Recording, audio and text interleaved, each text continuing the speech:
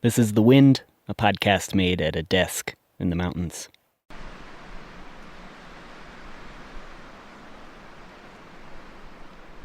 The first time I recorded audio from my desk was not long after I assembled it. March 24th, 2020. I know that because it's dated in my folder of soundscapes. Since then, I've returned to this place hundreds of times. In those years, I've seen things change.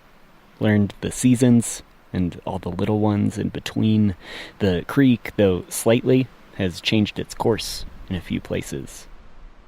Trees have blown over, including one right in front of the desk that I used to put my back against to read in the sun. May 19th, 2020. The birds come and go. The snow falls and melts, the trees bud, then leaf out and turn yellow, and then the dry grassy meadow is covered in the first layer of snow.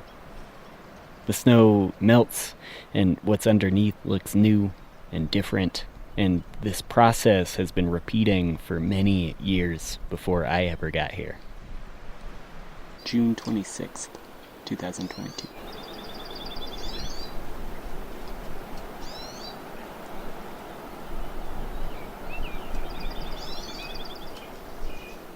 I've traversed this path over and over again to see this place live and move and transform. In the process, I've attempted to document some of its ephemera in notes, on tape, here, a witness to the process of daily, monthly, yearly change. September 19th or 20th, 2024. That change is the only constant, and when I'm far away watching the landscape whip past from the window of a train, I can open a folder on my computer and listen to some previous version of this place.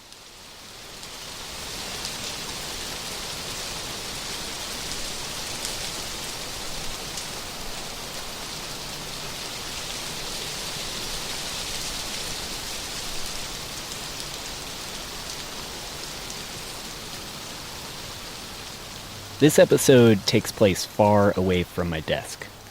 A drive, a plane, another plane, a bus, 2 trains, and a walk away from my desk. In New York City. Jazmine J.T. Green in Brooklyn, New York.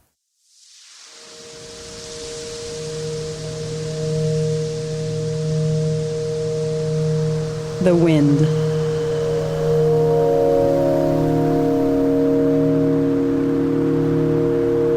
With Phil Corbett.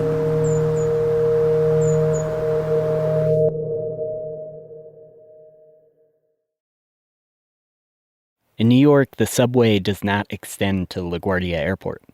So instead, we'll get on the M60 Plus bus at Terminal B.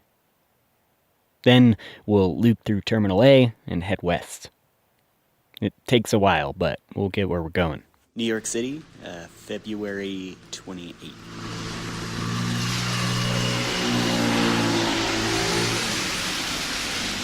We get off the bus at Hoyt Avenue and 31st, then head up the stairs. From here, we enter the subway system at the Astoria Boulevard stop.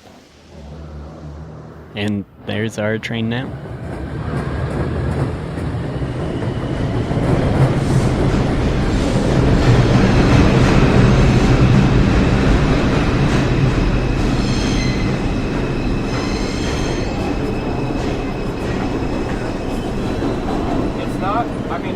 I've kind of created my bubble, when I'm there, and then no one bothers me. That's good. And no one bothers me. 14th Street, Union Square Station. We get off and transfer to the L train toward Brooklyn.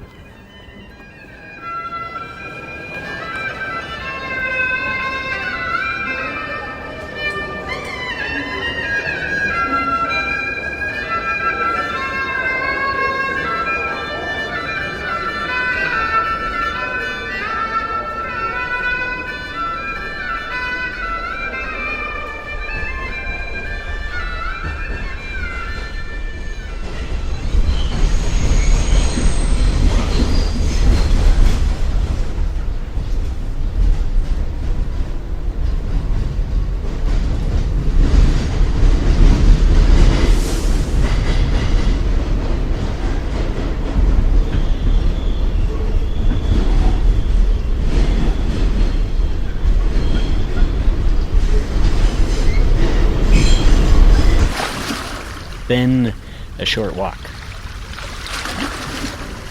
along the East River.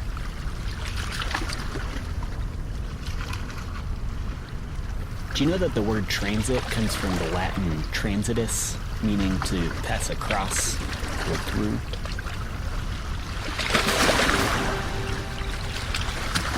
Went to an acupuncturist, and he said, "Do you work with electronics?" And I said, "Yeah, I happen to." And he said, "Well, let me polarize your watch for you, because electronics can really be dangerous."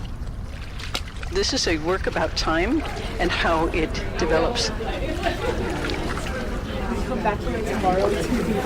Do you know that the word transit comes from the Latin transitus, meaning to pass across?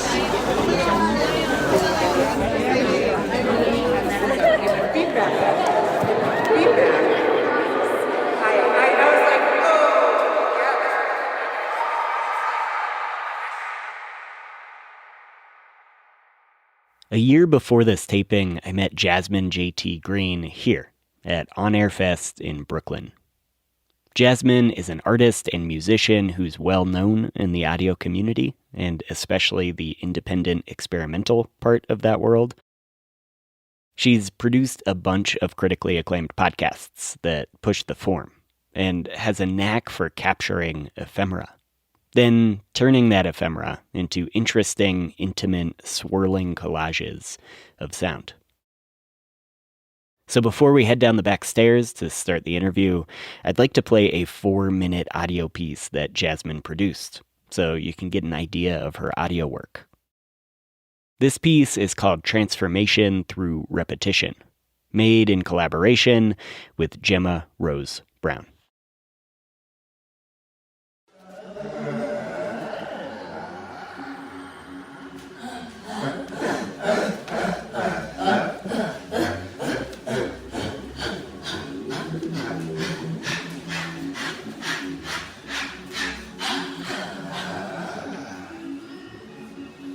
I just got out of a recording session for one of the podcasts I produce, and the host was talking to a musician who plays a lot with loops, and they were talking about the power of looping, and she said this phrase in the context of their conversation. She said, I'm captivated by the power of transformation through repetition. And it jumped out to me. And I think a thing I love very much about home is transformation through repetition.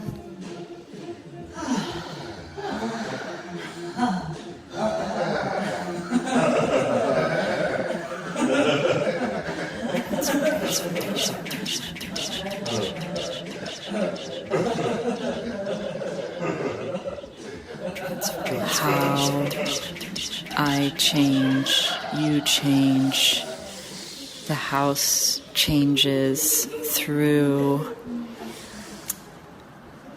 the micro and macro daily acts of repetition. Toothbrush goes in holder, milk inside of door, grinding the coffee, put it back in the cabinet, shoes under the bench, chair pushed under the table, opening the curtains in the morning, closing the curtains at night, or in the summer, closing the curtains during the day and opening them at night, and how all these little acts become part of us and part of the map of this house. Under the bench, chair pushed under the table. I don't have that map yet. I just moved into my home. And so I'm map making right now, like I'm inventing in real time. In some ways I'm projecting what are my transformations going to be through repetition. What acts am I going to repeat? And I'm making that map by putting certain objects in certain places. And I'll probably move them a bunch of times, but at a certain point they'll kind of settle into place. And then I'll really have a map, and it will repeat, and it'll cycle, and it will loop, and it will become me, and I'll become the loop inside my home. Goes in holder, milk inside of door, grinding the coffee, put it back in the cabinet, shoes under the bench, chair pushed under the table, opening the curtains in the morning, closing the curtains at night, or in the summer, closing the curtains during the day and opening them at night. Transformation through repetition.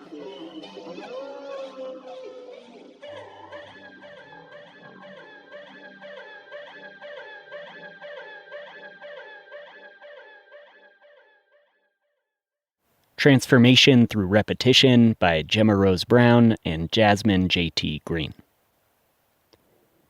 At the time of our interview, Jazmine had just released an album of music. We spoke at a small table in the busy backstage green room of On Air Fest in Brooklyn, New York. I think living in Brooklyn particularly, and particularly Crown Heights, Brooklyn, has made me much more of a sound collagist, because you walk out the door and you are hearing essentially a live mix that will never be replicated ever in space again. I walk out, I hear a car alarm going off, a tree trimmer, I hear Afrobeat, I hear drill music, I hear a conversation between two aunties, and I hear someone's phone ringing all at once. And these sounds slip and slide between each other and sometimes make beautiful, harmonious elements. It's definitely made me more of a maximalist, while at the same time finding ways to pierce through the maximalism to then find intentionality, because that's what it also feels like when you're having a deep conversation with a friend on a busy street and you're listening while a million things are happening. How do you define your practice? How do you define what you do? I would define myself as a producer, a performance artist, a sound collagist, and an archivist. And I think it really comes from, a couple things. Like, one, I have intense anxiety, and that anxiety sometimes makes me feel disconnected from the real world. So I find ways, either from recording or taking photographs or journaling, as a method for me to ground myself in reality, either in the present, or I can look back at a moment and I can basically tell myself that it was real. And in that essentially coping mechanism, I end up having such a deep archive of not only my life, but just everyone who I'm, friends with, in community with, strangers, and it becomes this beautiful tapestry. I think that practice really started not only when I was a kid. I used to create picture books about current events. One of my darkest books was a 6-page picture book illustration discussing CNN's coverage of the Oklahoma City bomber.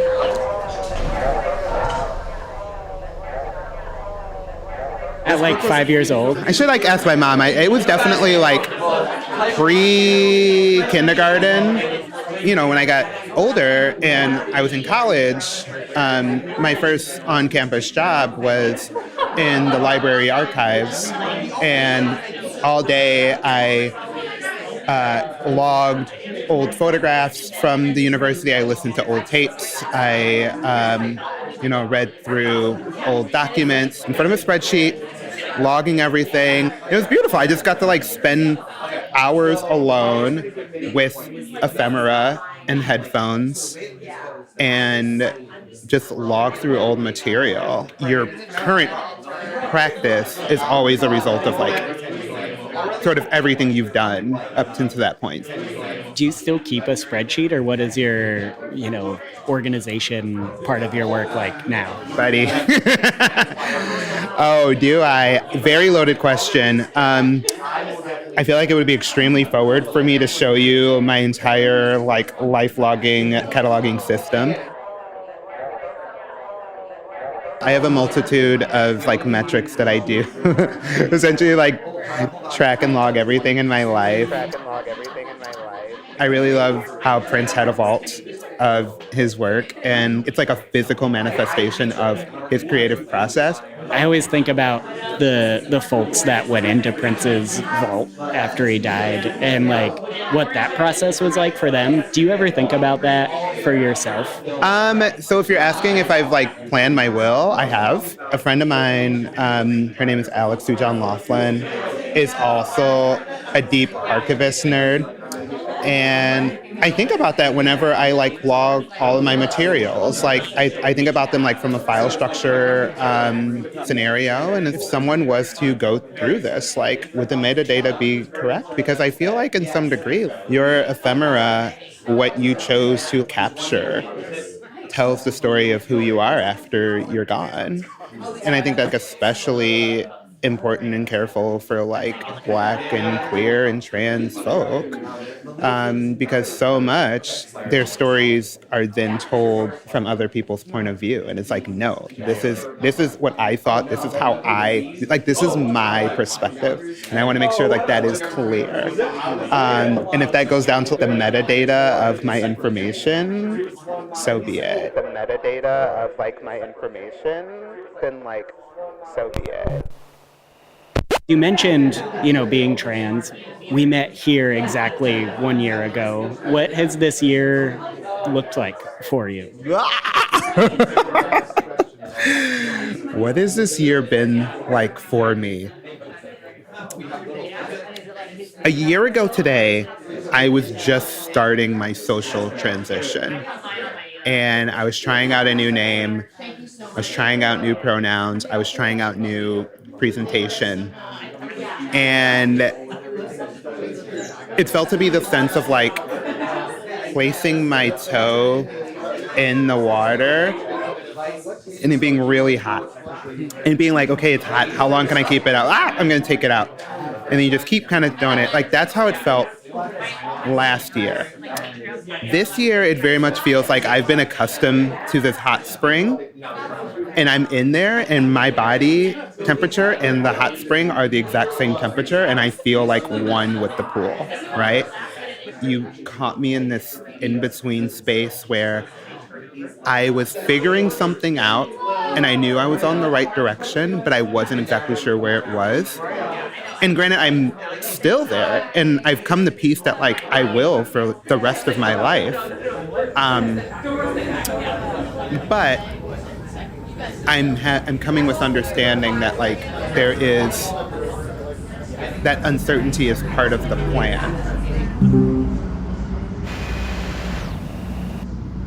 How has that changed the way you hear the world? Oh my God. Okay. Not only just from a physiological sense of being on HRT, I feel my hearing has changed and has become more sensitive and in tune. And I don't know if that's real, but and it just might be psychological, because I think what has happened is that all of my senses have been heightened. I think there's some science to show that some of that can come from hormone replacement therapy, but I think like a lot of it comes from, thinking about my anxiety and disassociation and this out of syncness with my body, that now being in sync, fully feeling like before, where it felt like my body and my mind and my heart were three separate entities that were brought together with sticks and tape. Now they feel like a integrated being. Sound just feels so much more pleasurable. When I listen, it's like the same amount of joy that I did when I was a kid. It's like I have such a fuller relationship. And I feel like I had like a good relationship with it prior, but like now it's just heightened. It's just like, oh my God, like. So, speaking of sound, you just put out your newest album as of last night. Can you introduce the album? I've been describing it as an auto-fictional metaphor of gender transition through the telling of a girl's night out, but from the perspective of the girl's smartphone.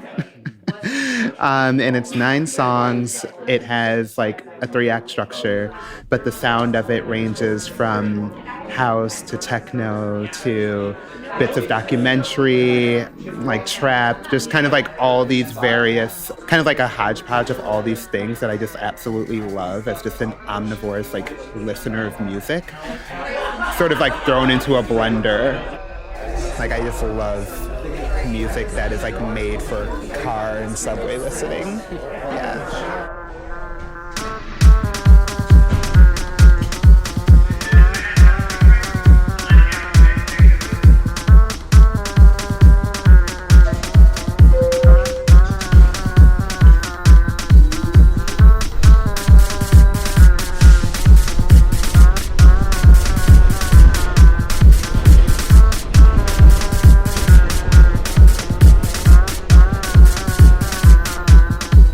This is a track from the album, which tells the story of a night out from the perspective of a girl's smartphone.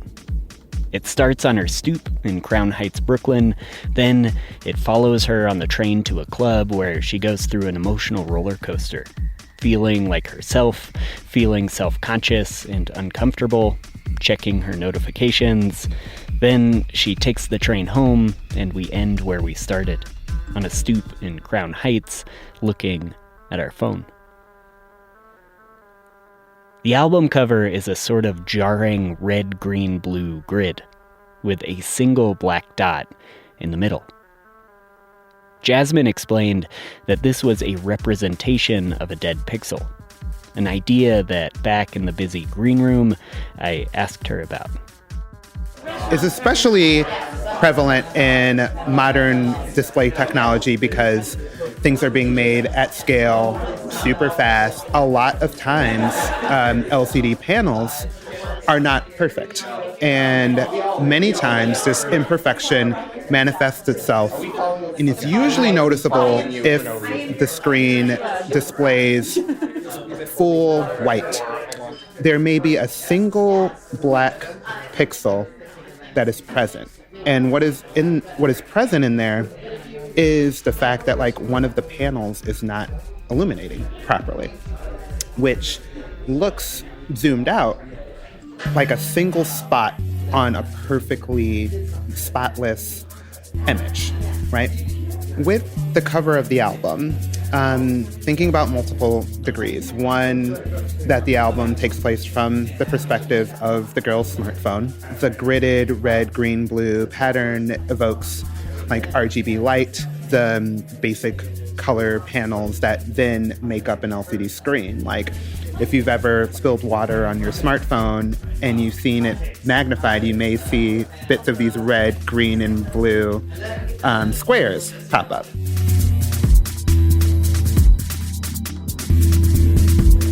What I was curious about was like utilizing the metaphor of the dead pixel as like a metaphor for the girl in the album, which in turn, since it is an autofiction, I would be lying and saying that like some of my life experiences are not reflected in the narrative of the record. And thinking about the girl's life as a pristine LCD panel previously, but then having this one imperfection that sort of infiltrates the facade. And if you zoom in on the cover, I made it super high res for a reason. So if you find, the 3000 by 3000 pixel version, if you zoom in very, very closely at the dead pixel, it actually reveals an image.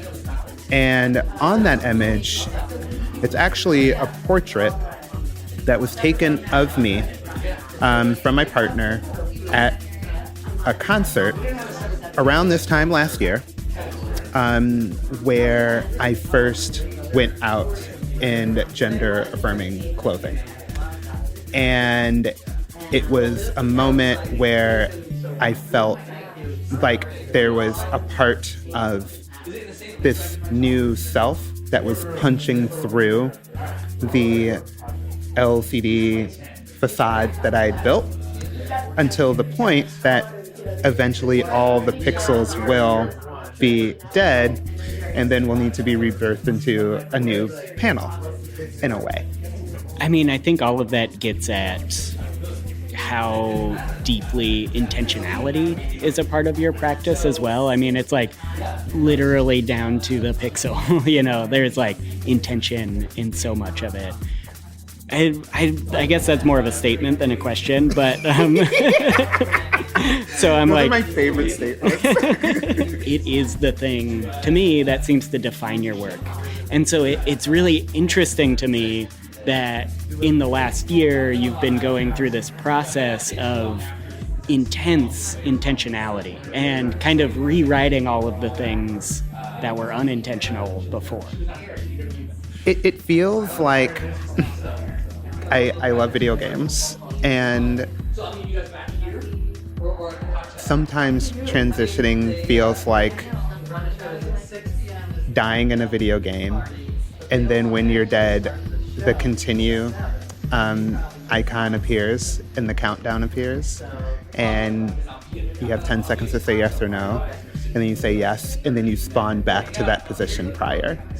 And not only in that metaphorical sense, like I definitely feel like there was a death of my past self, and my therapist recommended having a funeral for them, and I really think I will. But also just like I've had 2 near-death experiences with pulmonary embolisms that I was physically dead for a brief period of time and then revived. And it's one of those things when like you have, you're on your 3rd shot at life, and then on your 3rd shot at life, then you have another metaphorical death. That you really begin to like look at every single decision in your life down to the time you spend. And you're like, yeah, every minute, every second is a fucking gift. And I like to be so intentional is like literally a record of like how you view the world. And I really appreciate you like seeing that. I really like that image of the video game death and that like 10-second screen. That when that choice, presented itself to you, what was on that screen?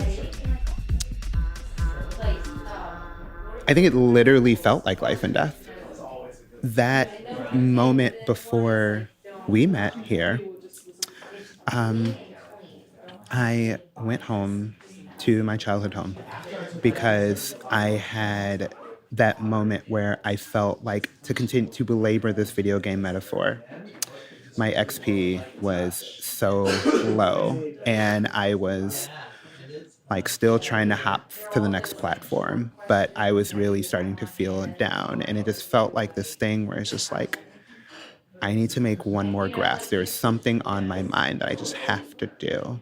And I on a whim, I booked a flight home to see my family. And I, I told them. And I told them I was non-binary. And then I went back to my hotel. And as I went to sleep, I couldn't go to sleep. And I started spiraling. Like, I saw the entirety of my life to that point. I saw everything, like totally like in the movie-esque kind of way. And I had probably one of the worst panic attacks of my life. I thought that I was going to die in that moment. And I stripped off all of my clothes. I walked to the mirror in the room and I said, I'm trans. And that was the moment it all began. And that felt to be the moment when I felt like I was going to die, like my heart was like beating out of my chest and I was like, I have a heart condition, like my watch was dinging, high heart rate. I was like, this is it. This is it. I'm out. Like, I'm going to die in this hotel room. Third chair's right here. And I just, We repurposed. and I took that breath. I like opened the window in the hotel room, get some, and I did that.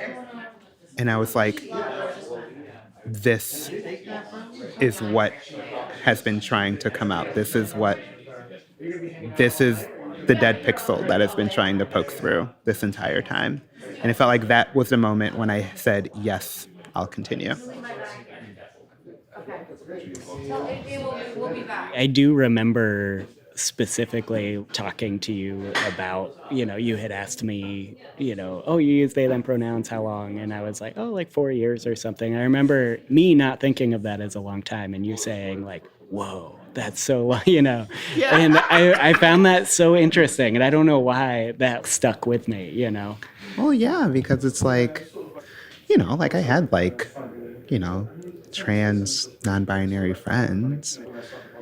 It very much felt to be like, just like these are my friends. And like, this is like not me, but it's like, it's a different level of awareness and being seen when you have it in yourself.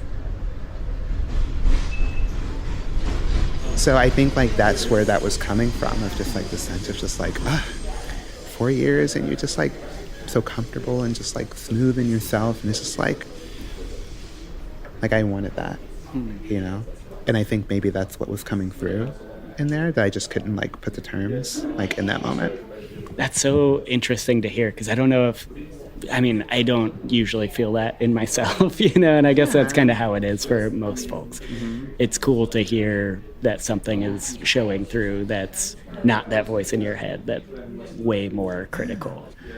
Queer time it's beautiful in a sense of, like we were talking a bit earlier about this idea of this slipperiness between dream state, awake state, sleep state. And like, it feels like, obviously with queerness being non-normative, there is always that slipperiness that I just find so beautiful.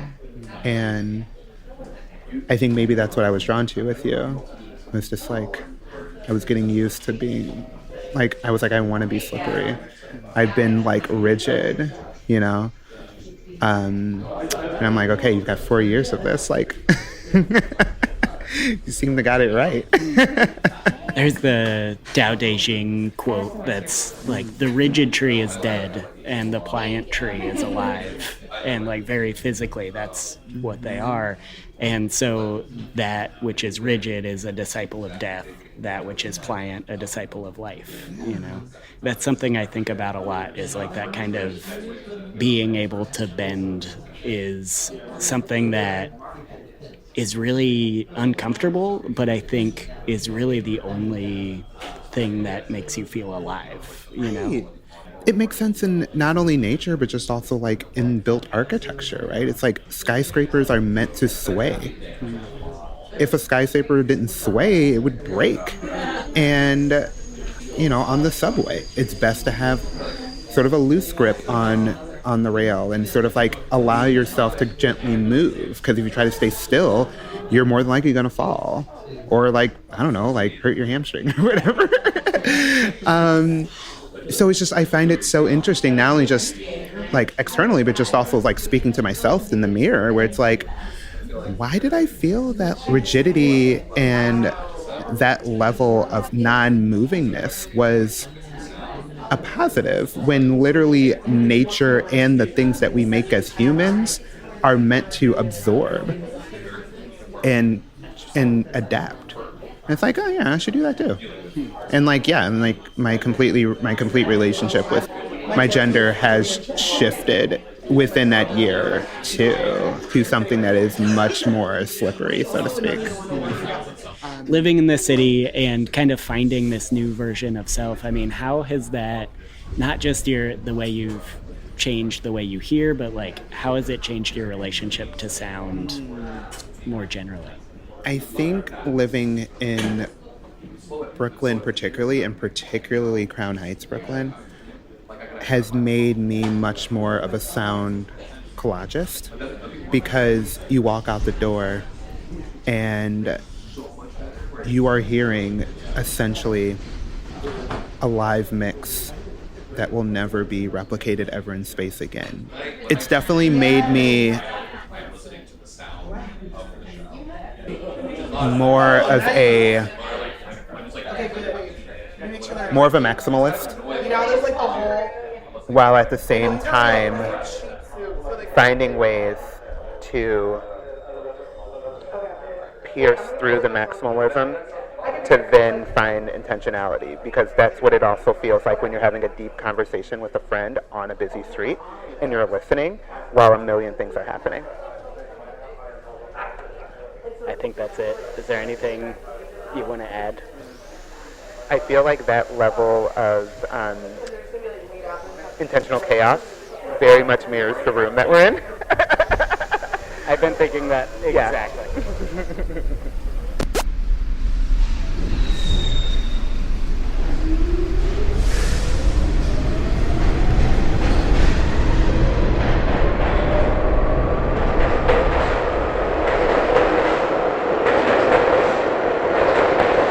New York. Bus, train, bus, plane, car, foot, snowshoe, desk. Again. Winter. The wind blows through the dormant aspens, pliant, like skyscrapers or vocal cords. And as the trees bend above me, the sky darkens, and I hold the volume knob and turn it up. This only happens once, until it happens again.